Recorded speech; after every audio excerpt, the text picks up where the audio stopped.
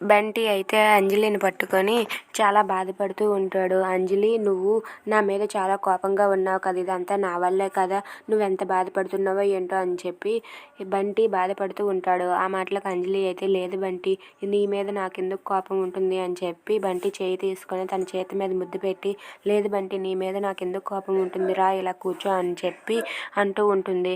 లేదు అంజలి, నా వల్లే కదా నీకు ఇదంతా జరుగుతుంది అని చెప్పి అంటూ ఉంటాడు. ఆ మాటలకు అంజలి అయితే, లేదు బంటి, నువ్వు నా కన్న బిడ్డ లాంటి వాడివి, నేను నీ మీద ఎందుకు కోపంతో ఉంటాను, నేను నిన్ను నా కడుపులో పెట్టి చూసుకుంటానని చెప్పి తన ఒడిలో తలపెట్టి అలా తల మీద నురుముతూ చాలా ప్రేమగా చూస్తూ ఉంటుంది. దానికైతే బంటి చాలా హ్యాపీగా ఫీల్ అవుతూ ఉంటాడు. థ్యాంక్ యూ అంజలి, నువ్వు చాలా మంచిదానివి అని చెప్పి అంటూ ఉంటాడు. ఆ మాటలకు అంజలి అయితే, నువ్వు అమాయకుడు బంటి, నీకేమీ తెలియదు, అందుకే ఇలా అందరూ నిన్ను ఎలా చూస్తున్నారని చెప్పి అనుకుంటూ ఉంటుంది. If you like this video, please like, share and subscribe. Thanks for watching.